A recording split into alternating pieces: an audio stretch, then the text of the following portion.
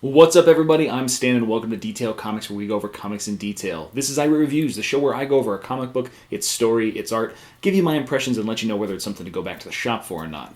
I'm going to be talking about Batman number 13. So Batman number 13 is the conclusion of the I Am Suicide arc, and what we see is everything kind of fall into place. If you watched the Shelf Appeal episode that I did before this, you probably noticed that Batman wasn't included in there because pretty much anything that I say about this book is a spoiler in some manner, which is why I'm starting the review now. If you've been following along with the story, essentially Batman brings together his own Suicide Squad for an assault on Santa Prisca to take back the Psycho Pirate from Bane in order to help out Gotham Girl. However, this has turned really into a story about Batman and Selina Kyle, Catwoman. And when we take off on this issue, it's very interesting, simply because we get to refresh where everything's kind of at. You know, Catwoman is at the side of Bane, Batman is kneeling before him, Bronze Tiger's kind of moving his way through the kind of villainy that's around him, like the hench people, headed towards this kind of grate, and then you've got Punchy and Jewelee that are pretty much dead at this point in time. And as we move through this story, it's pretty interesting because Bronze Tiger makes a bid for some venom. He's just like, Venom, I need it, give me, I can pay now. And you see Punchy and Jewelee, they're kind of headed off with these, various hench people. They're taking them off to the incinerator so they can burn the bodies. And then you've got Bane, who just starts wrecking house on Batman, while Catwoman just kind of sits there and purrs and watches with Psycho Pirate by her side. And as Bane kind of leans into Batman physically, he's just like, hey, it's just like, you don't have to be this way. I remember that I relied on Venom. Venom didn't really help me, but the Psycho Pirate, he helped me. He can help you. You can just look at him and you can be like, I'm happy. I am okay. It's like, I am not a monster. He can do that for you. He is that for me. He can do that for you. And it's really interesting because you see these other kind of things. You see Arnold Wesker down in the sewer. You see Bronze Tiger kind of making his bid for these things. After he yells out for the venom and stuff like that, he rips open this grate and dives himself down into the actual depths of the sewer system, where he meets up with Wesker. And then you've got Punchy and you've got Jewelee, and all of a sudden they kind of wake up on this conveyor belt. And they're really kind of calm about how this whole thing happened. And Catwoman's just like, Bat? With a question mark? It's like as if she's waiting for a key, if she's waiting for her cue. So what we see is a very elaborate scheme of Batman's finally unfold. So where we thought that Punchy and Jewelee were slashed in the throat by Catwoman, totally not true. Now they're alive and they're blowing bubbles on their way to the incinerator, which is kind of weird. It's a really relaxing kind of situation. They're just having a pretty simple conversation.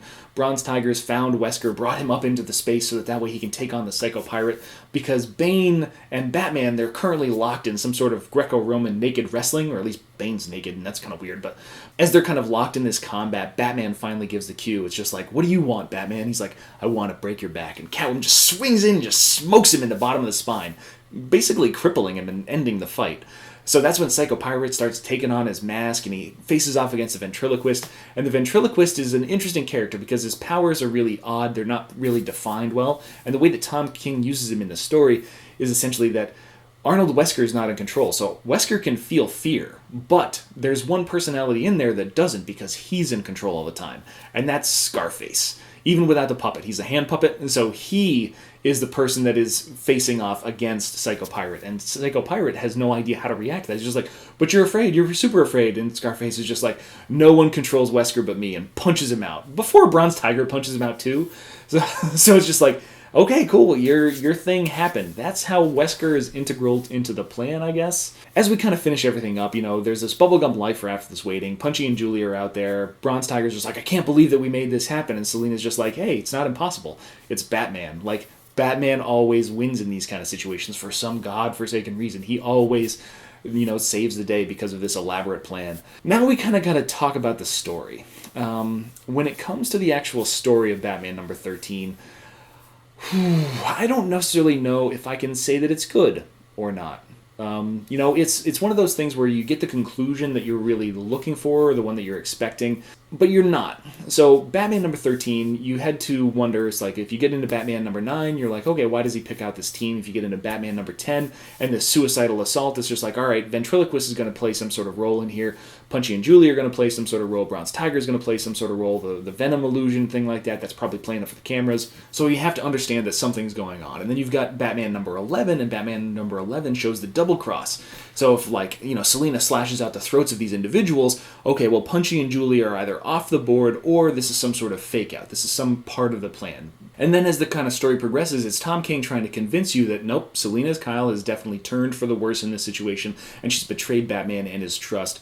And when we get into 13, you're continuing on that until basically page 3 or page 4, and then everything plays out like you would expect it to play out. These people aren't dead. This guy's not necessarily jonesing for Venom. Selina's not turned into a bad guy. She's not aligned with Bane. Batman knew this all the time, and Wesker's got some sort of role that's going to be key to the entire plot. So everything fit together in a very traditional comic book sense. And that has me hesitating, because if it was, there was a part of me that as this story kind of progressed and as it went on, that I wanted to see these betrayals and decisions be real. I didn't want to see them be a part of the plot. I wanted to see Batman make some sort of daring escape. I wanted to see some actual loss that he had to deal with as part of his teammates. I wanted to see how this Batman handles that kind of situation. And seeing somebody that he loves kind of betray him and having that really be a turn of character for Catwoman would be ridiculously interesting. It would be way out there. It would be one of those things that fans would be up in arms about, but it would cause conversation. And the fact that, Punchy and Jewelee, they're like second-rate characters, third-rate characters. They're D players in this whole thing. Nobody really cares about the consequences, but how does that weigh on Batman's emotions, especially with the loss of Tim Drake recently? So you've got those situations, and then you've got, there's so much potential for how the story could have gone in a negative direction and how that would impact Batman and show his evolution and show more of his character development. Versus this, which is just like, okay, everything's fine, and then let's start up the next arc. And it's, it just doesn't feel as rewarding as I would like it to be. It just feels very much a standard comic book story. And I don't know, I feel a little disappointed by that. But I want to know what you guys think too. So this is my review of Batman number 13, and I want to know what you guys think. So hit me up in the comments. That's the important thing about these things, and we can start that conversation. As always, if you like what you see, hit the like button. Don't forget to subscribe right there to get more news, reviews, and commentary on comic books, comic book movies, comic book TV shows and games, and anything and everything inside the world of comics.